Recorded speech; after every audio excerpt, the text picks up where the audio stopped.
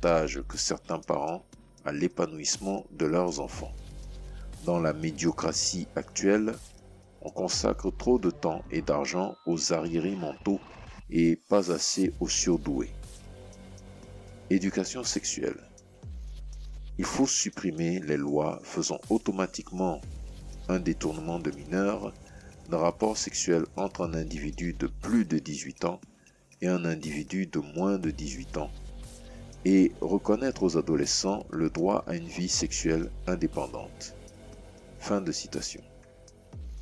Il est recommandé aux mères célibataires de recevoir tous les hommes qui leur plaisent et qui seront d'autant d'exemples masculins pour leurs enfants. Nous citons « Le changement d'environnement est toujours positif pour un enfant. » Fin de citation. Le travail devrait être assuré par des robots et non par des hommes. D'ailleurs, l'homme se trompe, mais non l'ordinateur. L'armée, la secte la plus dangereuse. Nous citons « La plus importante entreprise de lavage de cerveau pratiquant des violences morales et physiques reconnues ayant jamais existé, le service militaire. » Fin de citation. Les pratiques. Pour l'adhésion, il y a deux niveaux, le mouvement raélien et le mouvement géniocratique. Initiation. Reconnaissance des Elohim à la vie et à la mort. Le plan cellulaire du raélien doit être transmis pour qu'il soit reconnu de son vivant par les Elohim. Il s'agit de transmettre par contact manuel le code génétique du nouveau raélien au grand ordinateur qui suit tous les hommes tout au long de leur vie et qui note leurs actions en prévision du jugement dernier, leur donnant éventuellement accès à la vie éternelle sur la planète des Elohim. Ces baptêmes raéliens se font lors de 4 rassemblements annuels. Premièrement, le premier dimanche d'avril. Deuxièmement, le 6 août. En 1945, cette date correspondait à l'entrée dans l'âge de l'Apocalypse, l'âge de la révélation. Le 7 octobre. En 1975, cette date correspondait à la deuxième rencontre de Raël avec les Elohim. Et enfin, le 13 décembre.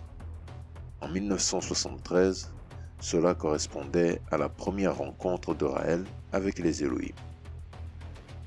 Le raélien doit prendre les dispositions testamentaires adéquates pour qu'après sa mort, un prélèvement d'une partie de l'os frontal soit opéré. Il est recommandé de faire don de son corps à la science pour le faire disparaître, sauf cet os au-dessus du début du nez, à 33 mm au-dessus de l'axe reliant les deux pupilles, au moins 1 cm². Ce prélèvement sera envoyé au guide afin qu'il le préserve dans l'ambassade des Elohim. L'Association médicale des implants frontaux, AMIF, a été créée pour assurer un tel prélèvement. La réincarnation scientifique des Raéliens se fera à partir des cellules des prélèvements osseux. Ainsi recréés, ils pourront vivre éternellement sur la planète des Elohim. Méditation sensuelle. Nous citons « Afin que tous les individus puissent s'épanouir au maximum de leurs possibilités, il faudra créer des centres d'épanouissement et d'éveil du corps et de l'esprit. La sexualité devra être abordée en priorité et plus encore la sensualité. » Fin de citation. Tiré de la géniocratie.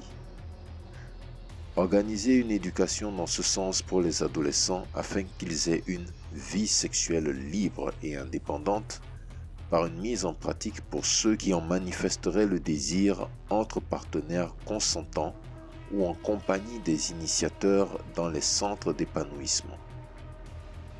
Fin de citation. La méditation sensuelle, éditée en 1980, est tout à fait explicite. 6 exercices de base. L'harmonisation avec l'infini, la prise de conscience de ses rythmes vitaux, la prise de conscience de son corps, la méditation face au symbole de l'infini, la découverte d'un autre univers, notre partenaire, érotisation mutuelle, etc. Raël regrette qu'à cause de la loi, les moins de 15 ans n'y soient pas admis. Stage d'éveil par la méditation sensuelle, stage de formation de guide raélien, stage de perfectionnement organisé à la Bastide aux Dournes en période estivale. L'organisation. Le mouvement raélien international est basé à Genève. Il comprend 14 évêques, notamment des nouveaux prêtres, et 54 prêtres célébrant les cérémonies raéliennes, baptême, mariage et cérémonies funèbres. En 1992, c'est l'inscription au registre de commerce de Lausanne de la Fédération internationale des religions et philosophies minoritaires, FIRFIM. Son équivalent en France, FIRFIM France, est basé à Strasbourg et possède une présidente scientologue, un secrétaire général raélien et un trésorier issu de la secte Moon. Leur objectif, assurer la défense de la liberté de conscience et de religion. Le mouvement raélien revendique 20 000 membres dans le monde, dont 1000 d'entre eux ont une formation de guide. La propagande. Beaucoup de conférences sont annoncées par affiches, tracts, avis dans les journaux et par Minitel.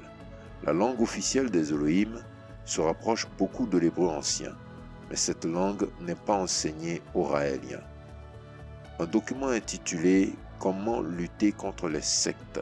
Selon ce document, il s'agit non d'attaquer les membres des sectes, mais de démystifier les idéologies traditionnelles sur lesquelles elles sont fondées, afin que la vérité éclate au grand jour et que les enfants ne soient plus conditionnés pour gober n'importe quelle croyance erronée. L'association a mené campagne contre l'UNADFI, Union nationale des associations de défense de la famille et de l'individu, et contre le CCMM, arguant que ces mouvements antisectes sont intolérants et fanatiques. Les ressources de l'organisation. L'organisation reconnaît avoir besoin de beaucoup de ressources pour traduire les messages des Elohim, édifier l'ambassade qui permettra d'accueillir les Elohim et bien d'autres. Pour appartenir aux différents organismes, il faut verser entre 3 et 10% de ses revenus nets annuels. Les enseignements sont payants. Les legs testamentaires ou donations entre vifs. Nous citons: tu ne laisseras pas d'héritage à tes enfants en dehors de l'appartement ou de la maison familiale. Le reste, tu le lègueras au guide des guides, et si tu as peur que tes descendants ne respectent pas tes dernières volontés en voulant par la justice humaine récupérer les biens, tu en feras donc don de ton vivant au guide des guides. Fin de citation. Moyens importants. Le domaine de la Bastide a été acheté à 1,25 million de francs français et les travaux y ont été importants. Commentaire de spiritualité chrétienne. Raël par lui-même. Raël Vorilhon s'est présenté lui-même à travers les textes cités plus haut comme voulant dépasser ses limites qui sont celles de tout homme. Il est le fils de Yahvé et le frère de Jésus. Il est celui qui vient après Jésus pour accomplir ce que Jésus n'a pas réussi. Il est à la tête de la géniocratie et il connaît l'explication dernière du monde. Cependant, il connaît davantage la science-fiction, inspirée des bandes dessinées, que la véritable science astronomique, beaucoup plus exigeante. Même type de simplification pour expliquer les mystères de la création. La vie résulterait d'une sorte d'opération chimique. Raël Vorilhon semble victime de ses fantasmes sexuels car il imagine un bonheur parfait dans la sensualité avec des créatures de rêve. On croirait être dans une séance de comédie. C'est cela, une ruse démoniaque pour tromper l'homme en l'écartant du vrai Dieu. L'expérience de la rencontre de Raël avec les Elohim ressemble beaucoup à l'expérience spirituelle de Mahomet, d'où il décrit exactement, ou à peu de choses près, les mêmes réalités. Dans l'univers B, ou l'espace transgotien, dans l'axe des pouvoirs, il existe de puissants démons qui disent être les pères des dieux de notre univers. Ces esprits viennent dans notre univers à travers la matérialisation des engins spatiaux pour établir le contact avec les humains afin de recevoir un culte. Ces entités étaient aussi en contact avec l'Égypte antique, ainsi qu'avec Adolf Hitler au travers des médiums. Ces démons ne sont pas des extraterrestres, car une vraie intelligence supérieure ne peut pas voyager sur des années-lumière pour ensuite se cacher devant les êtres humains qui ont une intelligence inférieure par rapport à eux. L'instinct de l'existence est de s'imposer ou de dominer d'autres civilisations. Or, si vous voyez ces êtres, ils vivent en cachette face aux humains, donc ils ne sont pas physiques. Voilà pourquoi ils ne peuvent pas violer les lois de la matérialisation. Si vous constatez, vous verrez que ces êtres que Raël appelle les éternels l'ont conduit à leur donner un culte, d'où l'on voit des pentacles magiques sur son cou. Un extraterrestre ne peut pas voyager pendant des années-lumière pour chercher un culte ou un objet spirituel, si ce n'est que des démons qui peuvent agir ainsi. Raël sert des démons déguisés en extraterrestres pour faciliter leur acceptation.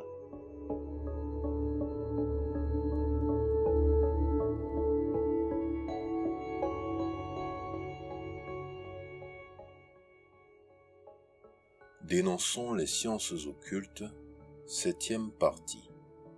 La scientologie. Le fondateur de la scientologie est Lafayette Ronald Hubbard, qui vécut de 1911 à 1986, dit LRH ou Ron ou le Commodore. Il s'est fabriqué une magnifique biographie, avec des diplômes scientifiques universitaires de spécialistes en physique nucléaire. Il s'est dit explorateur, héros de la Deuxième Guerre mondiale, premier blessé de la guerre d'Orient dans la marine. Il en est sorti aveugle et estropié, a été 2 fois cliniquement mort et aussi est un grand musicien. Ces affirmations ne sont étayées d'aucune preuve. En réalité, il est surtout l'auteur fécond d'œuvres de science-fiction qu'il a rentabilisées dans une entreprise commerciale. En 1950, il publie La Dianétique, science moderne de la santé mentale, ouvrage de base de la scientologie. En 1954, il fonde la première église de scientologie à Washington, ce qui met sa Dianétique à l'abri des attaques du corps médical et l'exonère fiscalement. En 1959, c'est l'expansion en Europe. LRH s'installe au Royaume-Uni, à St. Hill Manor, qui devient le siège mondial de la scientologie. En 1967, il est commodore d'une flotte de 6 yachts, sur laquelle se forme l'encadrement supérieur de la scientologie, Sea Org. De 1968 à 1976, les difficultés de l'Église, qui est devenue l'objet d'un procès, et il est obligé de retourner à terre en Floride et en diverses bases secrètes. LRH n'apparaît plus en public. Son fils, Ronald E. de Wolf, qui change de nom en 1972, prétend qu'il est mort. En 1982 et 1983 surviennent des scissions. David Miscavige crée le Religious Technology Center et Davis Mayo crée le Theta International. En 1983, des dirigeants de l'Église sont condamnés pour espionnage administratif et vol de documents. Le 24 janvier 1986, LRH meurt d'une crise cardiaque dans le ranch californien où il se cachait depuis 6 ans. La doctrine. LRH en est la source infaillible. C'est un esprit dogmatique prolixe, avec de nombreuses publications. La dianétique ou science moderne de la santé mentale. Le but, guérir toutes les maladies en libérant l'esprit rendu aberrant mentalement. Le principe, les mots résultent de fixations dans le mental réactif, d'images mentales, appelées engrammes. qui sont issus de moments de douleur, d'inconscience et d'accident. Le remède, des séances d'audition dianétique au cours desquelles le patient ou préclaire, aidé par un auditeur technicien, réactive les engrammes en laissant agir son mental analytique ou esprit conscient, raisonnable et bon. Il peut ainsi éliminer les engrammes et devenir clair ou clarifié. Ce traitement aurait des vertus curatives miraculeuses. LRH lui-même aurait été guéri ainsi. Ceux qui sont clarifiés ont des aptitudes supérieures. La doctrine énonce ces concepts des vérités absolues fondées scientifiquement. En fait, lorsqu'on lit un texte de LRH, on s'interroge à chaque fois sur le sens exact, sur des preuves qui n'en sont pas. La science dianétique s'appuie à peu près exclusivement sur l'imaginaire. LRH spécule sur la crédulité humaine. Il invite à accomplir l'auto-guérison sans secours médical, mais avec l'aide bienfaitrice, quoique fort coûteuse, des services de la dianétique. La scientologie ou science de la connaissance. Avant 1954, la scientologie était définie comme une philosophie, une science où les concepts n'étaient pas très au point. En 1954, LRH crée l'Église de Scientologie de la Californie, avec credo, prières et services religieux, car il espère se mettre sous la protection de la Constitution américaine contre le corps médical et vis-à-vis des impôts. Il dit avoir fait ordonner ses auditeurs par l'Église du Christ scientiste. Il redéfinit la scientologie comme étant une philosophie religieuse appliquée ou un nouveau mouvement religieux. La scientologie est une philosophie religieuse appliquée. Le but, rendre l'homme libre, puissant et immortel. Le principe. L'homme serait un tétan, principe spirituel emprisonné dans le corps et asservi par le mental. L'état de clair libère le tétan et le rend opérant, de manière illuminée. Invulnérabilité, toute puissance et autres pouvoirs sont désormais acquis. Étant un tétan libéré, Hubbard a percé le mystère de notre univers qu'on n'aborde pas sans risque. Il est ainsi entré dans une fiction galactique calamiteuse, vieille de 75 millions d'années.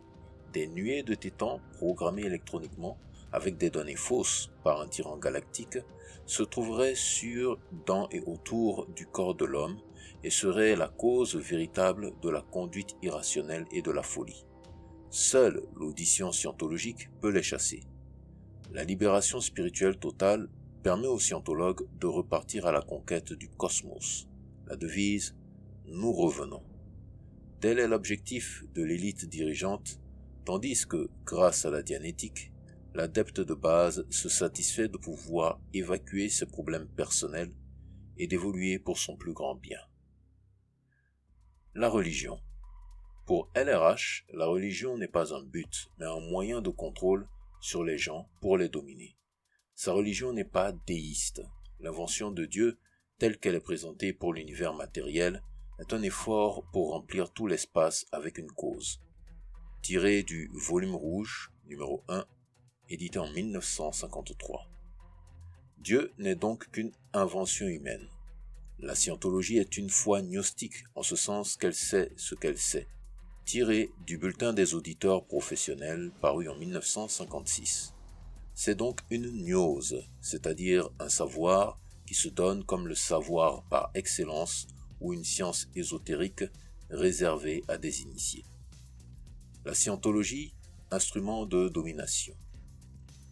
LRH avait une volonté de puissance dominatrice. Il envisageait un gouvernement mondial, la fondation de la dianétique et enverrait des conseillers à tous les gouvernements. De fait, des scientologues se sont ingéniés à infiltrer certains gouvernementaux. Chissano du Mozambique serait sous cette influence. LRH n'a que mépris pour la démocratie et c'est logique, puisque c'est une élite libérée par la dianétique qui doit diriger le monde. Nous citons « Vous êtes le mouvement le plus fort sur la surface de cette planète aujourd'hui. Les scientologues, à l'échelon mondial, sont les gens les plus intelligents du monde. » Fin de citation. LRH, The Auditor, numéro 168. Le dessein de LRH est de clarifier la planète, c'est-à-dire de convertir le plus de monde possible à la scientologie. Les pratiques. La pénétration des esprits se fait de façon très progressive. Le candidat fait tout d'abord un test de personnalité en répondant à 200 questions. L'examen des réponses permet de déceler ses faiblesses psychologiques.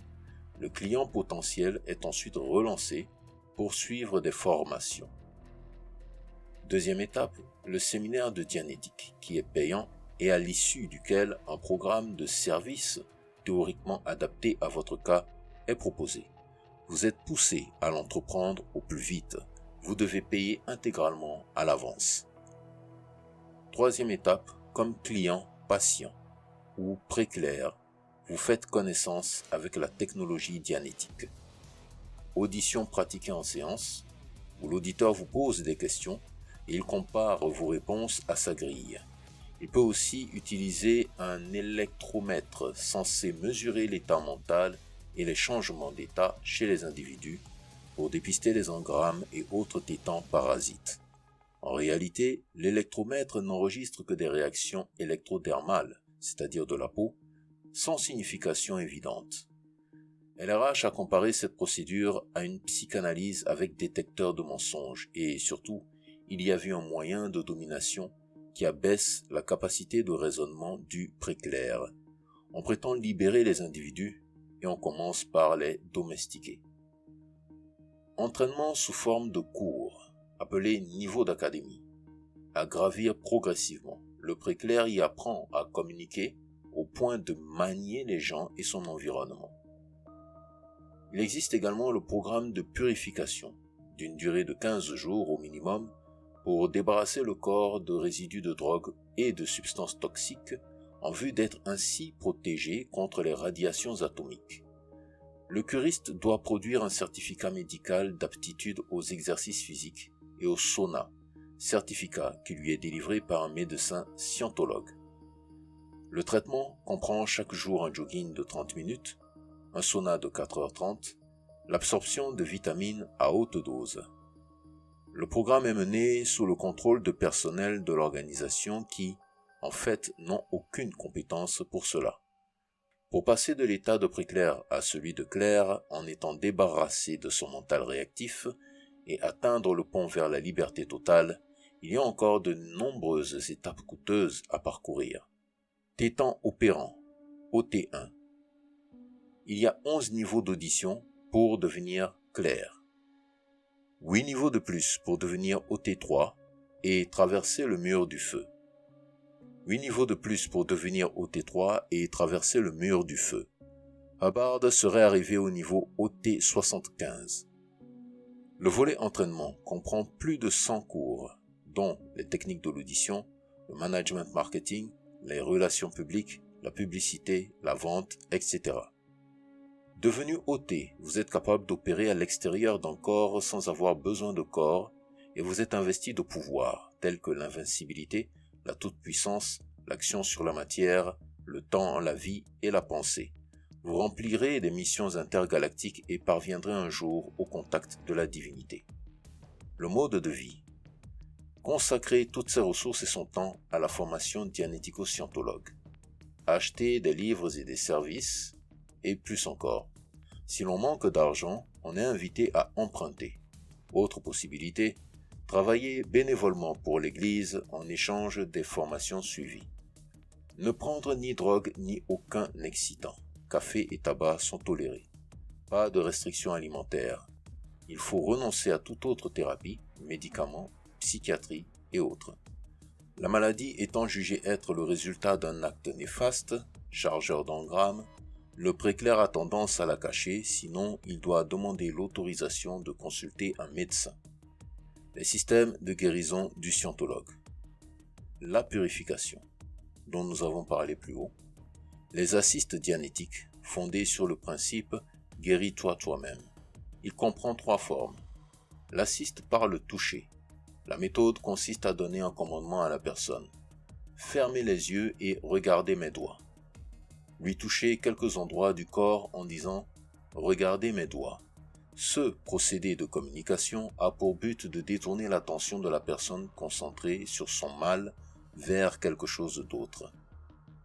Deuxièmement, assiste par le contact. Vous amenez le patient jusqu'à l'endroit où s'est produite la blessure et vous remettez doucement, plusieurs fois, le membre blessé en contact avec l'endroit en question. La blessure, si elle est légère, va diminuer ou disparaître. Le membre du corps semble qu'être retiré de ce point précis de l'univers physique. Troisièmement, assiste par l'auditing, effectué par un auditeur qui utilise un électromètre. La personne qui a été blessée physiquement doit raconter ce qui s'est produit exactement au moment précis de l'événement et elle sera libérée de l'affect. C'est la technique fondamentale de la dianétique. Ce sont des procédés illusoires et charlatanesques. La scientologie manie tout le monde, y compris son personnel, par des procédures de félicitations et de promotion, de blâme et de régression. Des diplômes et des décorations sont accordés. Les investigations dans la vie intime sont faites au moyen de confessionnaux et de vérification de sécurité. Ce sont des séances d'audition avec électromètre. L'espionnage et l'espionnite touchent tous les adeptes. La scientologie a une phobie, le sexe. Des confessions sont faites qui pourront un jour être utilisées contre la personne. L'Église de la scientologie a son credo et son rituel. Baptême, mariage, enterrement, office hebdomadaire, à travers livres de prière et sermons enregistrés, qui en fait sont des textes de LRH. Aussi des ordinations des ministres du culte scientologue qu'on appelle révérends. Mais les scientologues ne sont pas astreints à suivre les célébrations régulières et solennelles. D'ailleurs, leur aspect pseudo-religieux n'échappe à personne. Organisation. La Scientologie internationale compte 4 organismes directeurs aux États-Unis, dont Clearwater en Floride et Palm Springs en Californie.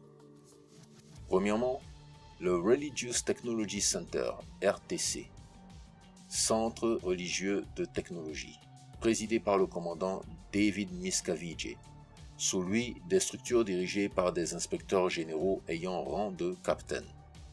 Le contrôle de l'Église de Scientologie internationale est dirigé par Heber Jens, incarcéré en Espagne en 1988 et remis en liberté sous caution de $1 million. Le rôle de cette institution est de protéger l'utilisation correcte des marques déposées, protéger le public et s'assurer que la technologie puissante de la dianétique et de la scientologie reste en de bonnes mains et soit utilisée correctement.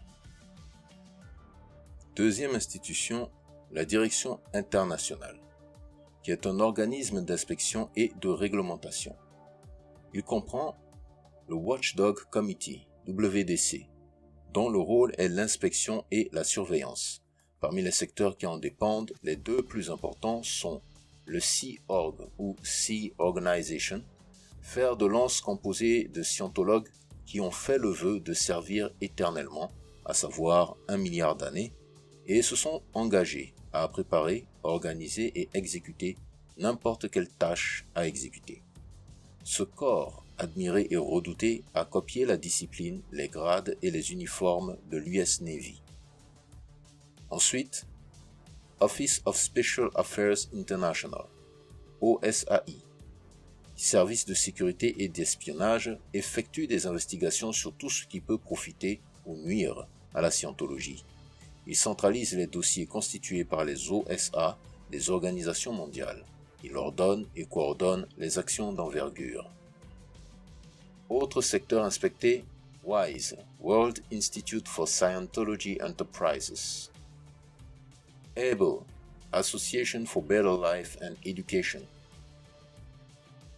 Deuxième institution de la direction internationale, Commodore's Messenger Org, CMO, structure d'exécution et d'information du WDC. Autre institution, Executive Director International, EN-INT, organisme de gestion. Son rôle est d'assurer l'expansion continuelle de la scientologie, fournir des programmes d'exécution à toutes les organisations de direction. Également, le Flag Command Bureau, FCB, organisme tactique de gestion et d'exécution. Il effectue un hyper-contrôle sur les organisations de scientologie dans le monde. Note: pouvoir central américain. Les instances dirigeantes à plusieurs niveaux sont strictement cloisonnées. Le mode électif est inconnu des scientologues des organisations inférieures. Ils ne votent jamais. Tout vient d'en haut. L'objectif de LRH. Nous citons: si la présence de chacun d'entre nous et de la totalité de nos organisations s'associait en un effet solidaire, nous prendrions cette planète. Fin de citation. Structure d'une organisation scientologue. Il existe des centaines d'organisations, missions et unités de service. Chaque organisation est composée d'une direction et de 3 secrétaires exécutifs. Secrétaire du HCO, Hubbard Communication Office. Secrétaire de l'organisation. Secrétaire du public. Chaque exécutif dirige 3 divisions avec des secrétaires. Chaque division comprend 3 ou 4 départements avec des directeurs. Toute nouvelle mesure doit avoir l'accord du département 21, qui est le bureau du communicateur du LRH-RTC, qui lui-même dépend de la division 7. Pour pouvoir être appliqué, tout nouveau règlement doit passer par toutes les lignes de communication jusqu'au Flag Command Bureau aux États-Unis avant d'être publié. La formation la plus élevée est donnée par les organisations du type Sandhill, où était LRH au Royaume-Uni. Ces organisations dites avancées, AO, forment des clercs et des OT. Il en existe 3, en plus du Flag Land Bases. AOSH UK de Sandhill à East Grinstead au Royaume-Uni, créé par LRH. AOSH EU et AF à Copenhague, au Danemark, qui couvre l'Europe et l'Afrique. AOSH à Los Angeles, aux États-Unis d'Amérique. Flag Land Base Estates Organization à Clearwater, en Floride, aux États-Unis. En France, le niveau de formation le plus élevé est donné par le Celebrity Center de Paris au 17e. Il délivre l'état de clerc depuis 1990. Les grades supérieurs s'obtiennent dans les AOSH. L'ouvrage énumère des institutions dirigées en France par des scientologues ou qui s'inspirent des principes de la scientologie. Exemple, le cours Boublil du Paris 17e, Claude Boublil étant un médecin dianéticien. Hipparcos, Institut français du parfum et de la cosmétique. Système d'influence et de riposte. L'influence. À partir de 1966, la scientologie a constitué un ensemble de moyens pour influencer le monde extérieur et riposter quand celui-ci la conteste et réagit. La méthode préconisée par LRH, nous citons: visez les points clés par n'importe quel moyen. Devenez la dirigeante d'un club de femmes, le directeur du personnel d'une société, le chef d'un bon orchestre, le secrétaire d'un président, le conseiller du syndicat des ouvriers, n'importe quel poste clé. Quelques-uns d'entre nous vous fourniront munitions en livres. Fin de citation. HCO 1960. Les Celebrity Centers sont des groupes de scientologues, artistes, metteurs en scène, sportifs, etc. qui servent de caution d'honorabilité, d'agents de propagande et parfois de porte-drapeau. Exemple, Julia Migenes, cantatrice américaine. Elle a chanté dans le film Carmen. Autre exemple, l'acteur de cinéma John Travolta. En France, le tennisman Arnaud Boetsch. La riposte. Nous citons: si vous êtes attaqué sur un point vulnérable par quelque individu ou quelque organisation que ce soit, fabriquez ou trouvez une menace suffisante contre eux pour les amener à négocier la paix. Ne vous défendez jamais. Attaquez toujours. Fin de citation. LRH, lettre de règlement 1960. Le maniement des attaques autorise tous les coups, y compris la fabrication de faux. LRH, qui avait un dessin hégémonique, avait la phobie des critiques. Les ennemis sont qualifiés de démons ou criminels, de personnalités antisociales. Il ne faut pas hésiter à recourir contre eux à la propagande noire. Nous citons: s'il se précise une menace à long terme, vous devez immédiatement évaluer la situation, et provoquer une campagne de propagande noire afin de détruire la réputation de la personne et la discréditer de telle manière qu'elle soit mise au ban de la société. Fin de citation. LRH, lettre de règlement, 1974. Cette propagande noire s'attaque spécialement aux ex-scientologues qui expriment leurs griefs. L'organisation utilise leurs tests, leurs confessions et menace de les retourner contre eux s'ils ne s'abstiennent pas de critiquer. Lorsque le député André Vivien a fait son enquête sur l'état des sectes en France en 1982, à la demande du Premier ministre André Mauroy, la scientologie a comparé sa démarche à celle du collaborateur Xavier Vallat à l'encontre des Juifs en 1941. La scientologie a été condamnée pour cette diffamation. De même, la scientologie a fait des campagnes contre les deux principales organisations qui étudient les sectes et mettent en garde contre elles, la FDI et le CCMM. En 1996 et 1997, elle fait une campagne contre l'État allemand qu'elle accuse de discrimination à l'égard des familles de scientologues. L'implantation. La scientologie annonce 8 millions de partisans dans le monde dans 74 pays. En fait, pas plus de 50 000 membres actifs pour 1 million de clients, plus ou moins, sont réguliers. La propagande. Les cibles. Les scientologues eux-mêmes, pour les maintenir sous pression et leur faire croire que la scientologie, ça marche. Le public en général, des personnes et des groupes sélectionnés en fonction de leur position sociale et de leur responsabilité nationale.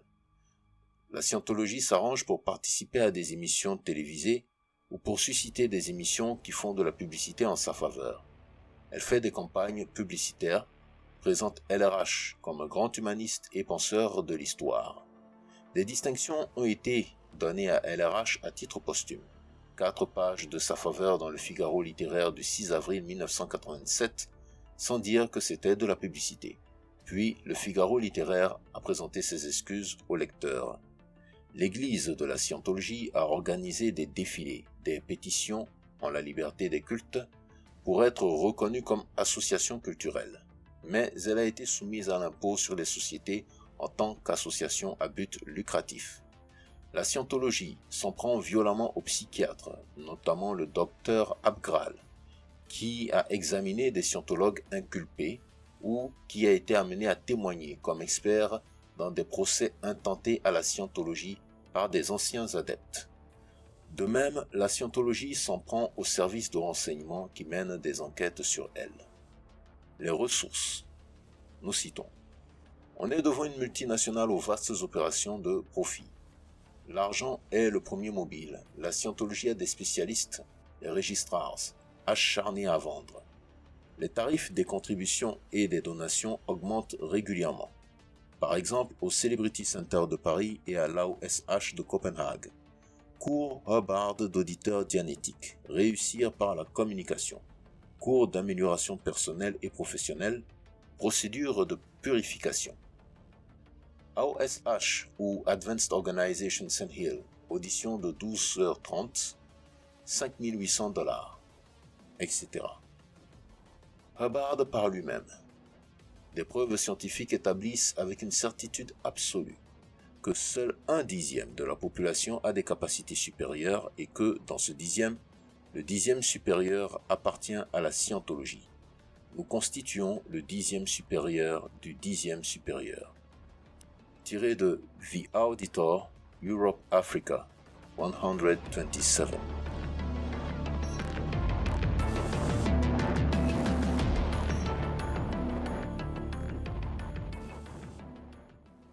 Dénonçons les sciences occultes. 8e partie. Ekankar, la religion du son et de la lumière. Fondé par Paul Twitchell en 1965 en Californie, à San Diego. L'Ekankar est l'une des religions ou sectes modernes la plus occulte, car 80% de ses activités se déroulent dans les différents mondes spirituels à travers les rêves et voyages de l'âme. Le disciple n'a pas vraiment de contact physique avec le maître, car tous les suivis se déroulent au niveau spirituel, à travers le corps spirituel du maître appelé Mahanta. Paul Twitchell affirme avoir été contacté par un maître tibétain du passé nommé Rebazar Tarses, qui lui aurait confié la mission de donner la continuité de la lignée des maîtres spirituels appelés les maîtres Ek de la Vairagi, dont le siège se situerait dans le monde de l'âme appelé Atmalok. Atmalok serait un monde spirituel pur, situé au-dessus des mondes inférieurs, donc juste au-dessus du plan éthérique. Il y aurait au total 971 maîtres Ek depuis le début de l'humanité jusqu'à nos jours, dont il serait le 972e maître. Cette science occulte est vivante à travers le maître Ek vivant, qui, lui, serait supérieur aux maîtres Ek du passé, car eux, ils ne sont plus vivants. Et étant décédés, ils ne pourront que travailler dans le spirituel. Ainsi donc le maître Ek vivant, c'est lui qui détient la responsabilité spirituelle de donner les initiations aux disciples, aussi appelés Shela. La théorie Ek stipule qu'un maître décédé ne peut pas initier qui que ce soit, car il n'a plus son véhicule physique, corps humain, pour assurer le pont de transfert de pouvoir, d'où cela doit seulement être fait par le maître Ek vivant, autrement appelé Mahanta. Paul Twitchell étant un journaliste et ancien boxeur, ce dernier avait une belle façon de présenter les cancars qui connut une expansion rapide en 1965. Ce dernier étant lui-même le maître Ek vivant, il accéléra les initiations pour vite emmener les disciples à découvrir le Dieu suprême de cette religion appelé Dieu Sugmad, résidant dans le 12e plan du monde spirituel appelé Anamilok, précisément dans l'océan d'amour et de miséricorde. Les initiations se faisaient très vite, car en moins de 5 ans, certaines personnes étaient déjà de hauts initiés, tels que Darwin Gross, son successeur, mais actuellement, tout nouvel initié peut passer 20 ans dans cette religion sans devenir un haut initié. Paul Twitchell mourut brusquement à Cincinnati dans une chambre d'hôtel le 17 septembre 1971 sans laisser un successeur, car il eut une crise cardiaque. Paul Twitchell avait des conflits avec son ancien maître, Kirpal Singh. Les gens avaient déduit que c'était une attaque spirituelle de la part de son ancien maître, car Paul disait connaître l'avenir à travers la lecture des archives akashiques par le Ekvidya, une méthode qui permet de consulter les archives des vies à partir du voyage de l'âme. Et de là donc cette mort ne serait pas dans les archives spirituelles de Paul Twitchell, ce qui, en déduction, serait forcément une attaque spirituelle. Mais bien avant la mort de Paul Twitchell, on remarquait plusieurs faillites ou contradictions dans son langage. Ce dernier disait que l'initiation finale était le fruit d'un dur travail associé au détachement. Cependant, on constata qu'après la séparation avec sa première femme, Paul Twitchell ne pouvait pas digérer cet éloignement et cette solitude, et voire même qu'il se rendit à cause de cela dans l'église catholique pour implorer le pardon de Dieu, car il pensait que ces choses lui arrivaient parce qu'il avait offensé Jésus. Il remonta à cette épreuve après avoir rencontré Guy Atkinson, qui serait devenue sa femme. Par là, on constate toujours de l'attachement en lui, malgré ses affirmations contraires. Ce dernier disait que le Sugmad était le dieu le plus élevé, mais lorsqu'il obtenut sa 14e et dernière initiation, durant celle-ci, le Sugmad lui dit qu'il était Jésus, le Christ, qu'il était le Tout-Puissant. Or, dans l'ordre cosmologique de la hiérarchie spirituelle, la divinité supérieure ne se réfère pas à la divinité inférieure pour se présenter, car cette position abaisse son pouvoir et sa hauteur spirituelle. Mais seulement les divinités inférieures se réfèrent aux divinités supérieures, pour vous donner l'impression de grandeur et vous empêcher d'aller plus haut. C'est un moyen de stopper votre progrès. Donc, si le Sugmad avait évoqué le nom de Jésus, ce qui voulait dire que Jésus était supérieur à lui. Tiré du livre La griffe du tigre. Selon les enseignements Ek, Jésus serait une divinité inférieure située dans le plan mental. Or, entre le plan mental et les mondes spirituels supérieurs, ou appelés spirituels purs, Les divinités ne fonctionnent pas de la même façon. Il serait donc totalement illogique à une divinité du monde spirituel supérieur de mentionner une divinité des mondes inférieurs comme référence. Autre contradiction. Twitchell disait que le Submad est le dieu situé au plan le plus élevé. Mais cependant, lorsqu'il faisait le voyage de l'âme, il se rendit compte qu'au-dessus de l'Anamilok, monde du Submad, il existe une infinité de plans spirituels non explorés par les maîtres Ek de la Vairagi, car ils se trouvent au-dessus de leur centre de pouvoir. Donc par là, on est d'accord que les Kankars n'est pas au-dessus de toutes les religions terrestres telles que l'affirment les maîtres Ek. La Bible nous dit, celui qui réside dans la montagne spirituelle la plus élevée, appelée Sion, c'est l'Éternel des armées. Donc, les maîtres Ek n'arrivent pas là-bas. Ainsi, après sa mort, sans laisser de successeur, un jour Guy Atkinson, l'épouse de Paul Twitchell, dira qu'elle eut une vision où son défunt époux lui aurait dit de nommer à sa place Darwin Gross pour être le maître Ek vivant. Cette idée contradictoire divisa les Kankars, car la théorie Ek disait que seul le maître vivant peut initier et désigner son successeur, d'où un maître mort ne peut pas initier qui que ce soit. Malgré les résistances, Darwin devint le maître Ek vivant, qui par la suite devint l'époux de Guy Atkinson, femme du défunt Paul Twitchell. Darwin servit comme maître en donnant les initiations accélérées à Harold Clamp, actuel maître. Mais Darwin, au bout d'un certain temps, sa santé déclinant, ne pouvait plus assumer la tâche du maître Ek vivant, et il décida donc de libérer cette responsabilité pour la confier à Harold Clamp en le proclamant nouveau maître Ek vivant. Harold Clamp était le maître Ek vivant, mais Darwin voulait toujours gérer les finances de la secte. C'est alors qu'Ekankar va accuser cet homme de détournement pour donner le plein pouvoir à Harold Clamp. Chose bizarre et drôle de voir un maître Ek qui accuserait son prédécesseur de détournement. Cette affaire engendra une division qui mena à un procès, et Darwin finit par quitter les Kankars pour créer sa propre voie, appelée Enseignement antique des maîtres. Ekankar effaça le nom de Darwin dans toutes les archives, et ses livres furent retirés, avec l'interdiction d'utiliser tout terme lié à Ekankar. Quel manque de tolérance et de bassesse de la part de ceux qui disent avoir une conscience supérieure de Dieu. Ekankar, religion de son et de lumière.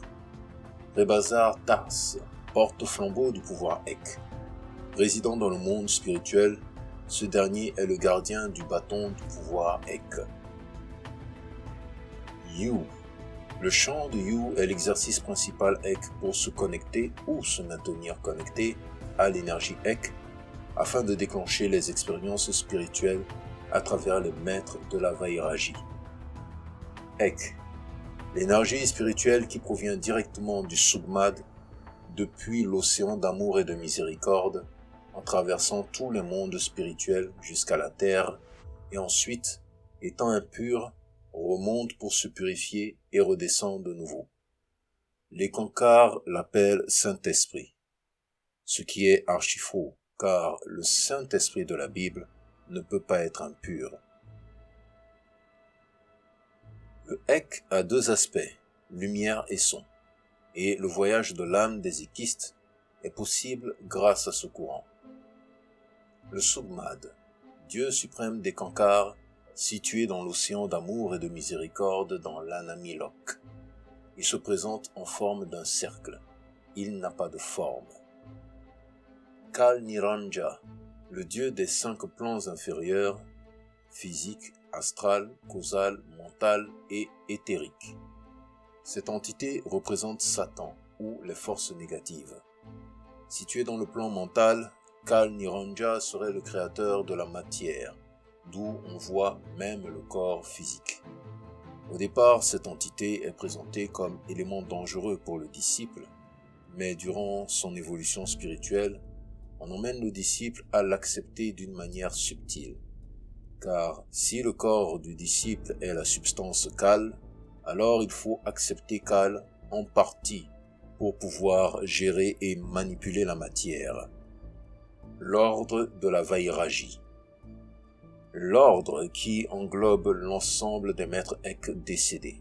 Cet ordre est situé dans le plan Atmalok, premier monde supérieur et spirituel pur, situé juste au-dessus du plan éthérique, dirigé par Satnam. Maître Ek vivant. Le maître principal de l'Ekankar, vivant encore physiquement. Il a la responsabilité de donner les enseignements extérieurs écrits et des conférences. Il a aussi la responsabilité de donner les enseignements spirituels sous forme de rêves. D'où le fait que le disciple Ek ou Ekiste accède à des rêves en forme d'expérience avec le Mahanta, la forme intérieure du maître. Mahanta, forme intérieure du maître ou corps spirituel du maître Ek vivant provenant de l'union de la reine du ciel et l'action du Sugmat. Chariat Ki Sugmat, livre 1, cite ceci. Le Mahanta a pour mère la reine du ciel, à travers une action directe avec le Sugmat, et généralement, ses parents physiques ne sont pas connus. C'est la partie la plus importante de cette religion, car c'est à travers cette entité que tout est pris en charge. Le Mahanta contacte tous les disciples dans le rêve pour voyager avec eux individuellement à travers les rêves ou voyages de l'âme, afin d'apprendre des leçons spirituelles au travers des différents mondes spirituels correspondant à l'évolution du disciple. Le Mahanta peut apparaître à tous les disciples, peu importe le nombre de ses disciples, et il peut donner à tout un chacun une expérience individuelle, donnant ainsi l'impression de l'omniprésence. En réalité, le Mahanta n'est pas omniprésent comme il le fait croire. Dans le spirituel, il y a des millions d'esprits qui portent son image pour agir en son nom. Ces millions d'esprits sont les âmes des disciples qui décèdent dans la voie Ek. Ils sont utilisés comme esclaves spirituels. Dans les Kankars, il est clair que lorsqu'un disciple meurt, il va être placé dans un lieu spirituel correspondant à son niveau pour continuer d'apprendre. Mais c'est archi faux encore, car ce lieu n'est qu'une prison pour servir d'extension à Ekankar et à Ek. Et le Mahanta doit recevoir les rapports écrits de la part des disciples pour l'informer de ce qui se passe spirituellement. Les initiations. Il n'y a pas de rituel durant les initiations, mais il y a en effet un contact spirituel réel. L'initiation en forme de contact a lieu lorsque la personne a lu un livre Ek, peu importe lequel. À partir de ce jour-là, les esprits Ek veillent sur lui pour le pousser vers eux. La première initiation se déroule dans le plan astral. Après avoir payé son adhésion et reçu le premier livre, d'où le disciple, une fois prêt, après la lecture de ce premier livre intitulé « La voie facile », son corps astral sera capable de voyager dans le monde spirituel pour aller à la rencontre du maître dans sa forme spirituelle appelée Mahanta, et ce dernier va lui donner sa première initiation. Cette initiation se déroule dans la capitale du plan astral appelée Sasradankanwal. Une fois faite, le disciple devient un initié, quitte le banc des chercheurs de vérité ou acolytes. Quelque temps après, le disciple va recevoir une lettre physiquement pour confirmer son initiation spirituelle. À partir de la deuxième initiation, le pacte commence à s'installer, car cette fois, le disciple recevra une initiation spirituellement et une autre initiation physique pour compléter le processus. L'initiation physique est donnée par un Reza, haut initié. On va demander au disciple de ne reconnaître qu'une seule religion, Ekankar, et le Sugmat comme l'unique Dieu. Après quoi, un mot secret lui sera donné pour ses exercices spirituels. En réalité, le mot secret est un esprit ou démon qui va l'aider à grandir. Et pour terminer, le disciple doit signer sur un papier que le Reza va conserver. Ça, c'est un pacte qui le relie à Ek. Jésus n'a pas besoin de ta signature, juste la sincérité de ton cœur suffit. Après la signature, on considère que le disciple est admis dans le cercle. Ainsi de suite pour les initiations supérieures. Dans les Kankars, il y a 12 initiations pour un initié normal, dont 4 se passent dans les mondes inférieurs, astral, causal, mental et éthérique. Les initiations supérieures commencent à partir de l'Atmalok, le siège de l'ordre de la Vairagi, et se terminent dans l'Anamilok, le 12e plan. Mais pour les maîtres, il y a 2 initiations supplémentaires, Mahanta Marahi et Mahanta Maître Ek vivant. Mahanta Marahi se déroule dans l'océan d'amour et de miséricorde, et Mahanta Maître Ek vivant, qui correspond à la 14e initiation, se déroule dans le sein de Sugmad. Le futur maître doit se lancer dans une contemplation appelée Nirvikalpa. Le contemplateur fait un avec l'objet de sa contemplation, ou le Sugmad. Plusieurs expériences spirituelles lui seront données en forme de test, d'où il devra se jeter d'une falaise. S'il hésite, c'est qu'il a échoué. Et s'il fait preuve de courage, il y aura la mort dans l'expérience où il va mourir dans le spirituel. Et une fois réveillé, il va fusionner avec l'esprit Mahanta, qui devient sa forme intérieure, ou son état spirituel, accompagné d'un autre état de conscience. Les rituels. Lorsqu'un équiste ou disciple meurt, ceux qui viendront doivent chuchoter le nom Wazi sur le chevet du lit ou de son cercueil, juste vers sa tête, ce qui va automatiquement imprimer l'image du maître Ek en lui pour l'emmener à l'endroit mérité, qui n'est rien d'autre qu'une prison. La vie. Les maîtres Ek disent que l'âme entre dans le corps d'un enfant quelques secondes avant la naissance ou quelques secondes après la naissance. Cette théorie emmène les équistes soit à faire des avortements avec un esprit tranquille, ou à ne pas s'inquiéter lorsqu'il y a un avortement. Cette théorie est très fausse, car l'âme entre dans la vie dans le corps dès que le spermatozoïde commence à féconder. En sorcellerie, on peut même initier un bébé qui est encore dans le ventre de sa mère, peu importe le nombre de mois de grossesse. Si l'âme n'est pas présente dans la grossesse, ce processus de sorcellerie n'aurait pas lieu. Car sans l'âme, on ne peut pas parler de l'initiation à la sorcellerie. Donc, les esprits de les Kankars prennent ces innocentes vies, faisant croire aux parents que ce n'est pas grave. La ruse du diable est trop forte. Accepte Jésus pendant qu'il est temps. Viens vers lui, car Jésus t'aime.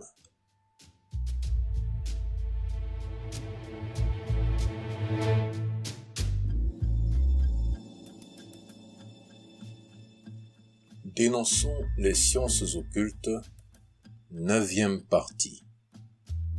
Les 5 ministères de Satan. Pour avoir les êtres humains sous ses griffes, Satan diversifie ses points de contact afin de se rendre plus acceptable. Pour ce faire, le diable accentue ou modère ses voix, dans le but d'emmener l'homme à le servir consciemment ou inconsciemment, ou à lui vouer un culte. Étant un ange déchu qui occupait le jardin d'Éden avant l'homme, ce dernier garde une dent contre l'homme, du fait de lui avoir pris sa place en Éden. Dans la Sainte Parole de Dieu, le livre d'Ézéchiel au chapitre 28, le verset 13. Ainsi, pour atteindre ses buts, il agit à travers 5 ministères. Premièrement, le satanisme. Le satanisme se présente sous 3 branches principales. Le satanisme traditionnel, classique et théiste. Toutes ces branches n'agissent pas de la même façon, bien que ce soit Lucifer le chef. La première catégorie croit en Satan comme étant une simple énergie négative en forme de courant. Ces adeptes ne font que des sacrifices d'animaux. La deuxième catégorie croit en Satan comme étant un ange déchu qui serait l'ennemi de Dieu. Les adeptes de cette catégorie font des sacrifices d'animaux, mais peuvent aller plus loin. La troisième catégorie croit en Satan comme étant Dieu, qui cherche un moyen de récupérer son pouvoir volé par l'Éternel. Les adeptes de cette catégorie font des sacrifices humains. Tous obéissent au même calendrier, mais juste en modérant certains rituels. Deuxième ministère, la sorcellerie. Elle varie selon les traditions et régions. La sorcellerie africaine se déroule dans le plan astral, d'où le sorcier conscient doit obligatoirement se rendre dans les réunions au niveau astral avec son corps phospho-astro-ésotérique. Le sorcier africain opère comme un démon, d'où il remplit ses missions en se rendant dans les différents lieux. La sorcellerie occidentale ou orientale est plus basée sur des formules magiques, d'où le sorcier invoque les démons ou esprits pour exécuter des missions à sa place. Il se rend rarement, ou parfois pas du tout, dans le plan astral, car ce n'est pas son siège de travail. Son travail est plus à travers les objets et les livres. C'est ainsi que ce genre de sorciers peuvent se considérer être un sorcier positif, utilisant de la magie blanche, ou un sorcier négatif, utilisant de la magie noire. Troisième ministère, l'occultisme. Beaucoup représenté par les sciences occultes, qui sont des écoles de savoir ésotériques ou exotériques. L'enseignement ésotérique est l'aspect confidentiel, réservé aux initiés, et l'enseignement exotérique est l'aspect superficiel, donné aux chercheurs de vérité qui ne sont pas encore admis dans le cercle. Le but est de réaliser une divinité donnée à travers les initiations d'un maître. Ainsi, plusieurs divinités se présentent comme étant des dieux pour servir de voix aux différents mouvements. Mais la finalité, c'est Satan lui-même. Le livre de l'Apocalypse nous dit « Le dragon avait 7 têtes ». Apocalypse chapitre 13. Cela veut dire que Satan se présente sous plusieurs formes ou noms. Les sciences occultes nomment toutes les voies occultes comme étant des voies de retour vers Dieu. Mais de quel Dieu parle-t-on? Quatrième ministère, la magie.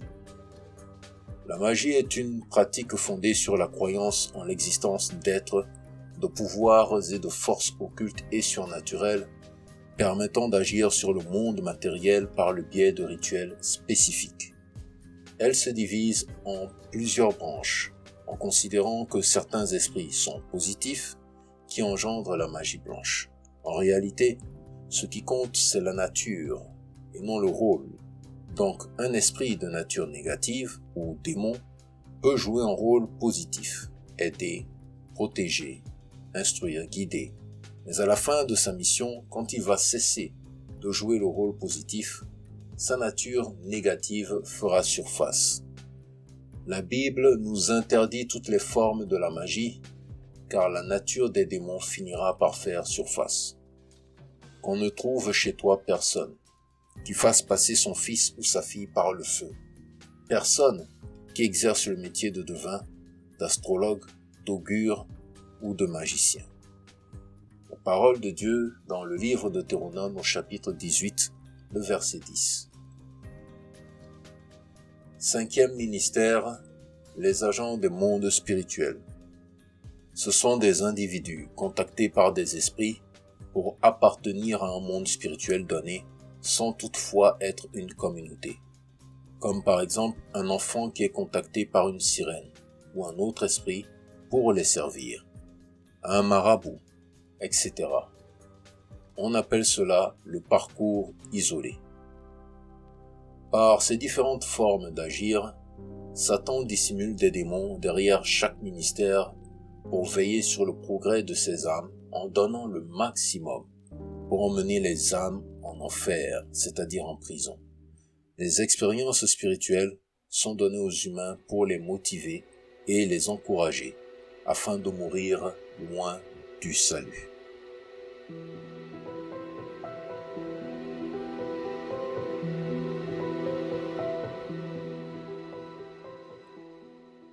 Dénonçons les sciences occultes, 10e partie. La franc-maçonnerie, partie 1. Le rituel de réception après acceptation.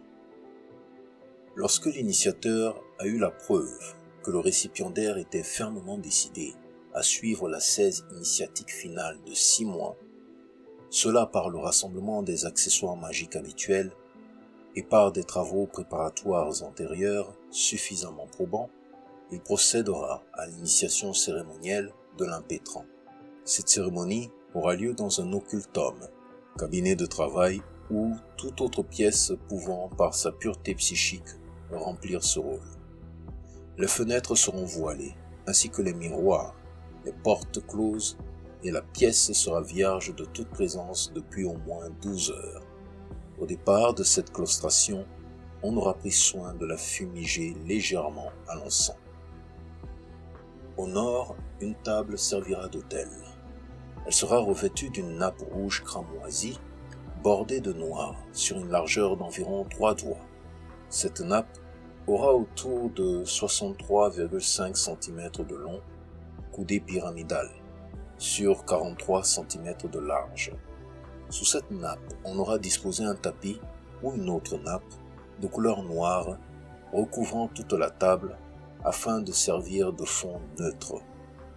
Sur la nappe rituelique rouge, croisées en sautoir, seront disposées à droite l'épée, à gauche la baguette. À la croisée inférieure, le pentacle, une étoile à 5 branches. À la croisée senestre et à la croisée dextre, un flambeau, soit 2 en tout, garni de cire noire ou bleu nuit. La navette contient le parfum à brûler, encens des rose-croix ou encens des mages, et le canum, creusé de terre cuite, est garni de braises allumées. L'initiateur est revêtu de la robe opératoire dite noctua et sa corde de même couleur. Il est tête nue et s'est dépouillé de tous les objets métalliques non ritueliques. Il porte le cordon. L'impétrant a revêtu la même robe avec sa cordelière. Tous deux sont chaussés de sandales à semelles isolantes.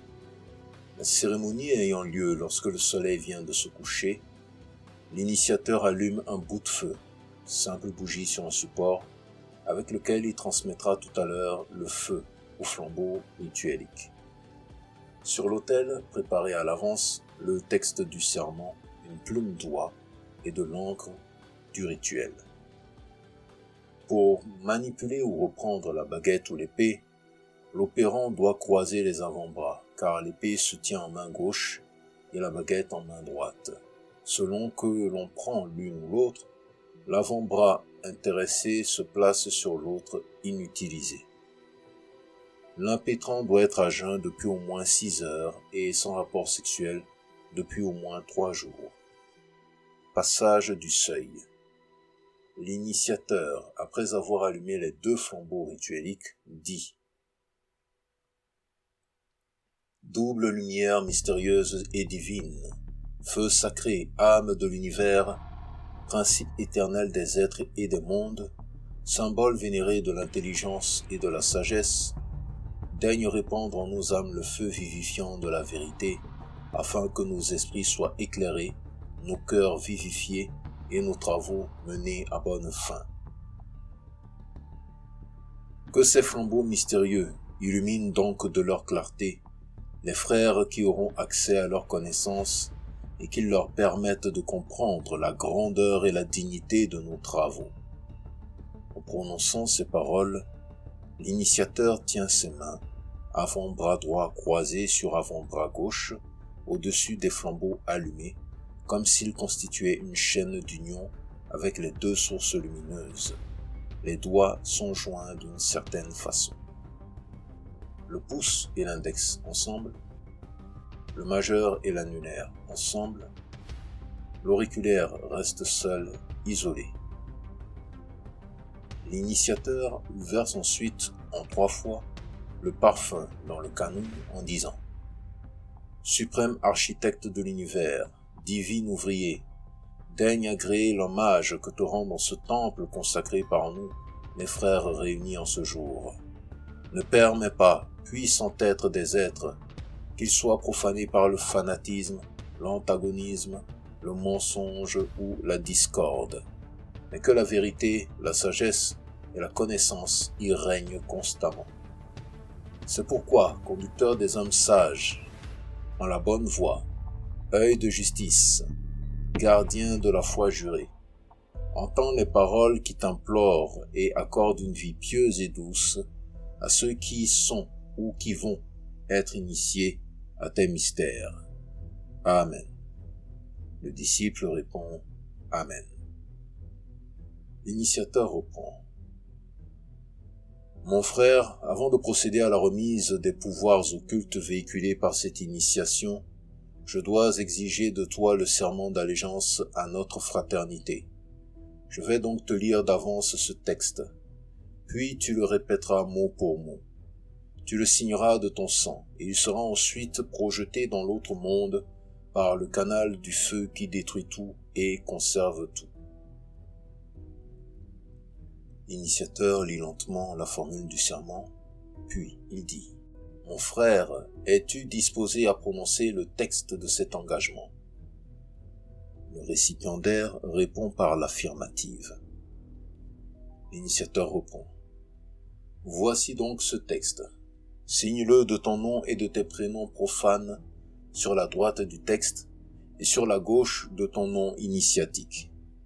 Puis lis-le à haute et intelligible voix, le tenant en main gauche et levant la main droite au-dessus des symboles sacrés. Il en est ainsi fait. » Lorsque l'impétrant a terminé, l'initiateur lui fait signer à l'aide de la plume d'oie et du calame du rituel. Puis, lui piquant l'index gauche avec une aiguille, il le lui fait appliquer sur la signature, de façon à ce que le sang macule celle-ci. C'est un pacte de sang. Ensuite, déchirant lentement et soigneusement le serment de haut en bas, il le sépare en deux parties. Il allume alors la partie gauche, où se trouve la signature et les traces de sang, et attend qu'elle soit intégralement consumée en disant à haute voix. La parole de l'homme s'altère et s'efface, mais ce qui est confié au feu perdure indéfiniment. L'initiateur recueille alors les cendres du papier brûlé dans un petit plateau de cuivre préalablement disposé dessous l'incinération et les dépose dans une enveloppe épaisse. Il plie ensuite la partie droite du serment non brûlé, l'introduit dans l'enveloppe, la fait cacheter par l'impétrant très soigneusement avec sa salive et la lui remet. L'initiateur reprend. « Mon frère, conservez soigneusement ces témoins de votre engagement de ce jour. Rien ne peut plus faire qu'un lien occulte ne soit désormais établi entre l'autre monde et vous-même, car ces flammes, désormais à jamais éteintes, vous n'avez plus aucun pouvoir sur elles. Et ainsi, le feu est le plus sûr gardien des promesses des hommes. » L'initiateur fait alors allonger à terre l'impétrant sur le ventre, mains croisées à hauteur des poignets, sous le front, la tête dirigée vers l'autel, c'est-à-dire vers le nord, les pieds au midi. Puis il remet du parfum dans le canoun et tourne autour du corps à 3 reprises en l'encensant. Il prend ensuite une mèche de cheveux de l'impétrant, préparée d'avance, et la dépose sur les braises du canoun en disant « Nom et prénom profane. Quand toi meurt le vieil homme et que naisse le nouveau, nom ésotérique, monte maintenant des profondeurs, nom ésotérique, paraît, nom ésotérique, vit désormais en nom et prénom profane. » On fait silence un moment. Puis l'initiateur relève l'impétrant face à lui, selon le rite. La transmission.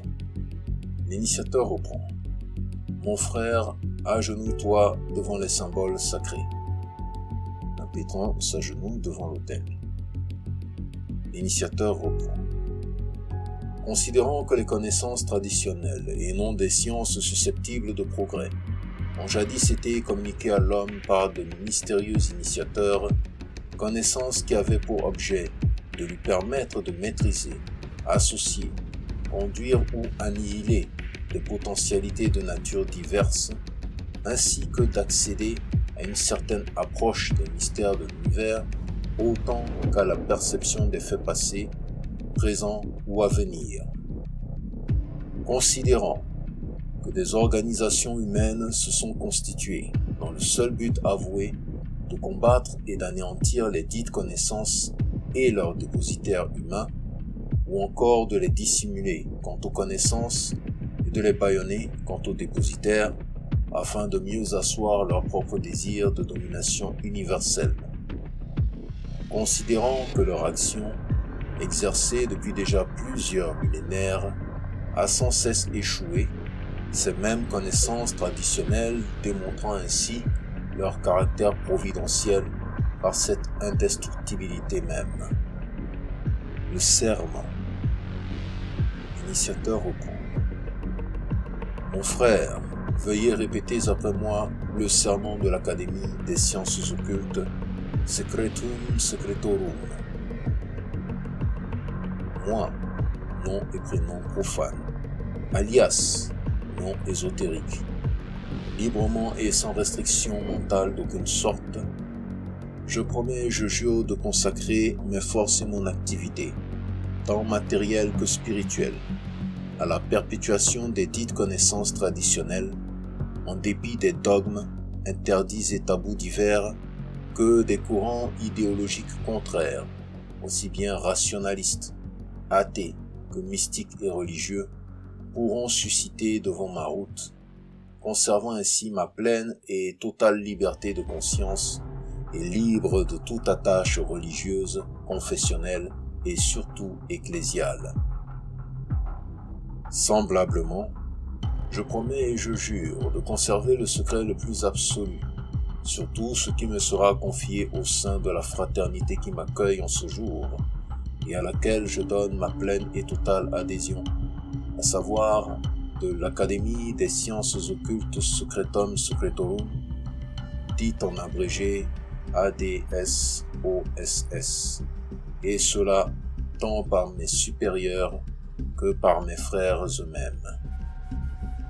Semblablement, je promets et je jure de ne jamais user des dites connaissances traditionnelles dans le but de porter préjudice, tant sur le plan individuel que collectif, aux dits supérieurs et frères, aussi bien qu'à la dite fraternité en son ensemble, à plus forte raison de ne jamais porter aide et assistance aux factions, églises, idéologies, ayant pour objectif leur disparition. Semblablement, je promets et je jure de communiquer à mes supérieurs et à mes frères tout ce que je serai à même de découvrir en ces domaines, sans dissimuler, tromper ou fausser aucun des éléments nouveaux ainsi découverts, ce afin d'ajouter ainsi au patrimoine commun. Et si je venais à me parjurer et à violer le présent serment, je souhaite par avance que le déshonneur, le malheur et la mort physique viennent sanctionner cet éventuel parjure sans préjudice des sanctions posthumes inévitablement inhérentes à un tel crime. Et en cela, que nos initiateurs primordiaux me viennent en aide, et le Dieu inconnu, créateur et maître de l'univers, en foi de quoi je date et je signe de ma main et de mon sang. L'initiateur fait signer le serment de sa main avec son sang, le récipiendaire. L'initiateur continue en prenant le flambeau de gauche, correspondant à l'intelligence, et le lui fait tenir en main gauche, lui-même continuant à le tenir de la droite au-dessus.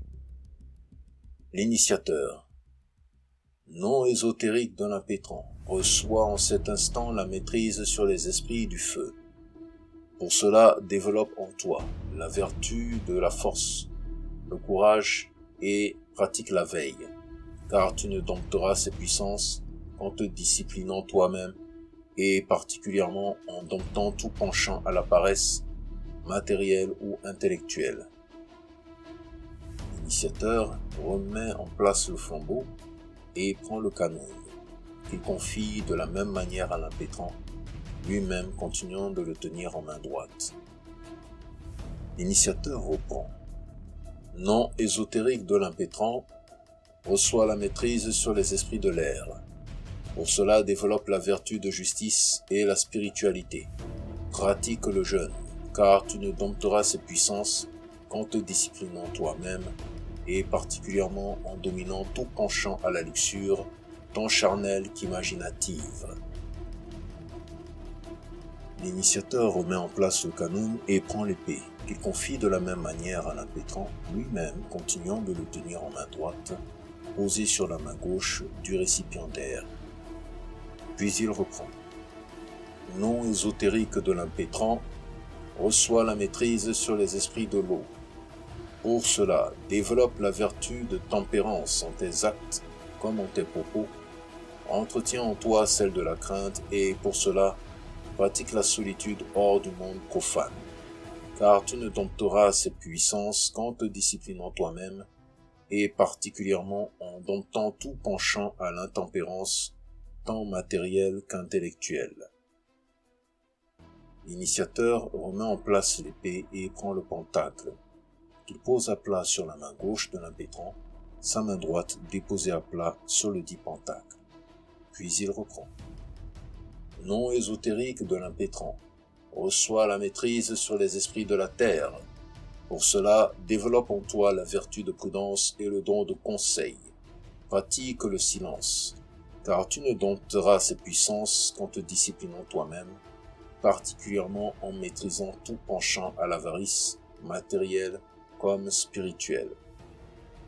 L'initiateur remet en place le pentacle et prend sur l'autel la baguette, qu'il fait tenir en main gauche par l'impétrant, sa propre main droite posée sur celle-ci. Puis il reprend. Nom ésotérique de l'impétrant, reçoit le pouvoir de commander à tous les mauvais esprits, de tous ordres et de toute nature, aussi bien que d'appeler les mânes et les ombres des vivants qui ne sont plus.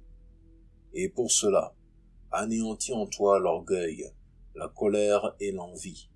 En retour, pratique la charité envers tous les êtres sur tous les plans, car tu ne dompteras ces puissances qu'en mourant toi-même à tous les désirs, ces désirs qu'ils ne peuvent plus satisfaire qu'à travers toi-même, par le truchement de tes propres actions. Ainsi donc, pour les bien conduire, apprends à te conduire toi-même, et pour mieux aimer les autres, sache les comprendre. L'initiateur remet en place la baguette, et, prenant le cordon de l'ordre, le passe autour de la poitrine de l'impétrant, de l'épaule gauche à la hanche droite. Et il reprend. Frère, nom ésotérique de l'impétrant, je te reçois, membre de notre ordre. Reçois donc ce cordon, symbole des pouvoirs qui viennent de t'être confiés, et porte-le dignement et équitablement, tant en ce monde que dans l'autre. L'initiateur, en prononçant ces paroles, tient sa main droite posée à plat sur l'épaule gauche de l'impétrant, et sa main gauche sur son cœur. Puis, humectant son pouce droit avec sa salive, il trace un trait vertical au milieu du front de l'impétrant. La séance est terminée. Robert Ambelan exigeait de ses récipiendaires qu'ils aient préalablement réussi la 16 de l'Abramelin. La plupart des expérimentateurs connaissaient des demi-réussites, voire des échecs purs et simples.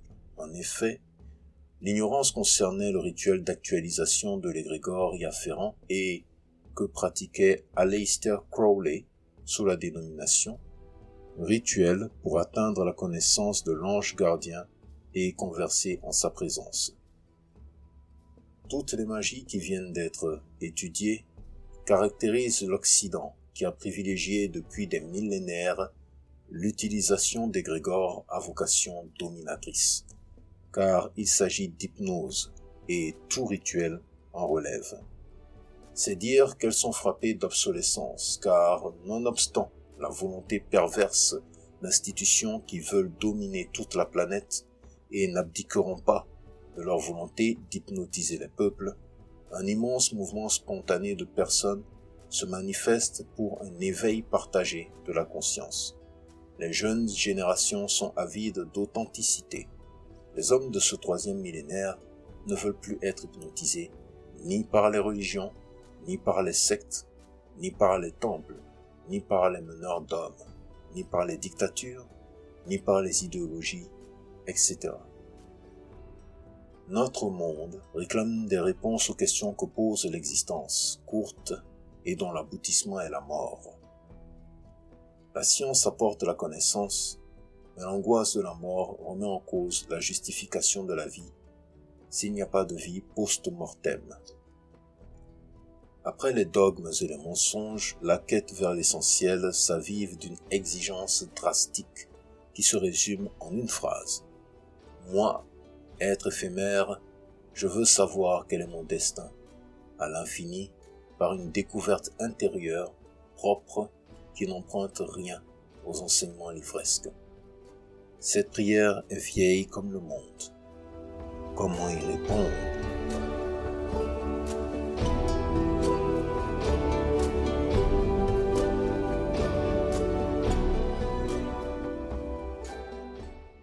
Dénonçons les sciences occultes, 11e partie. Le sacerdoce de la tradition, sorcellerie occidentale. C'est une forme de la sorcellerie plus évoluée et différente de la sorcellerie africaine. Cette sorcellerie est utilisée par des familles puissantes, des familles royales.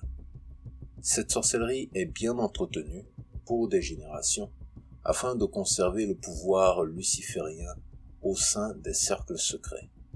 Les 9 initiations de la sorcellerie traditionnelle occidentale. Elle surgit d'un peuple ancien appelé les druides. Premier niveau, apprenti. La personne est influencée par un membre de la tradition durant une période de 6 mois pour lui apprendre le but de la sorcellerie. Dans cette période, ils utilisent plus un calendrier lunaire de 28 jours. Dans cette période également, la personne apprend les leçons de la philosophie, psychologie, spiritualité et démonologie, inconsciemment ou consciemment.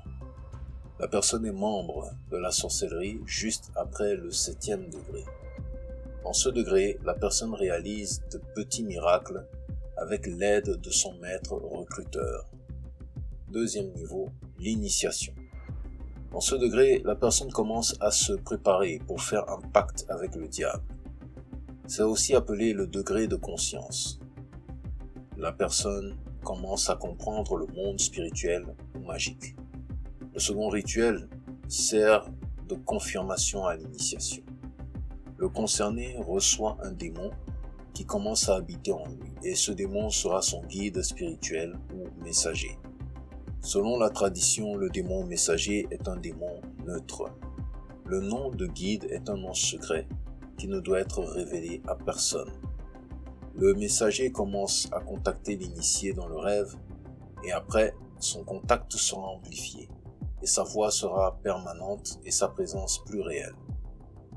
La personne ira dans le monde astral et devra y trouver un livre qui contient son nom sur la couverture, et il devra s'asseoir pour lire tout le livre, car il contient des informations importantes sur lui. Si l'initié est intéressé de poursuivre, il lui sera percé son index droit au doigt, et il écrira le signe de la tradition avec son sang et signera ainsi un pacte. Troisième niveau, l'eau ou stage de l'intuition.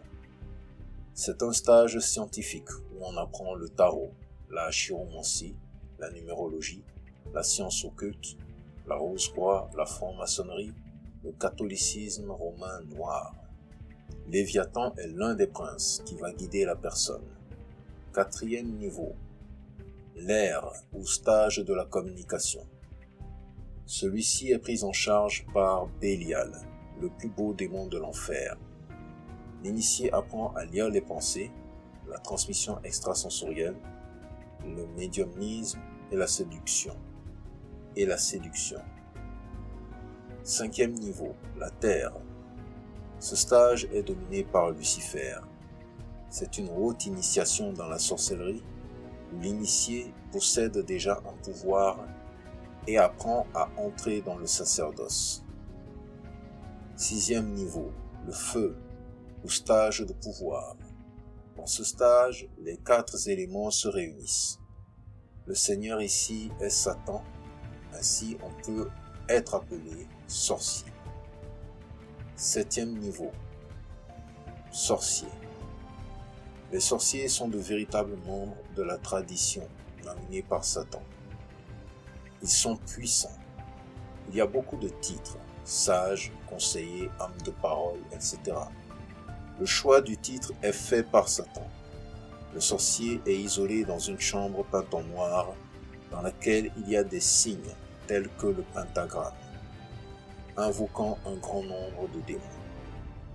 Huitième niveau, le sacerdoce. Ici, le sorcier travaille durement avec son démon messager. Neuvième niveau, le sacerdoce supérieur. L'initié reçoit son titre de mage et reçoit une épée. Le mage reçoit beaucoup de pouvoir et peut même détruire une personne juste par un simple regard. C'est ici un petit résumé.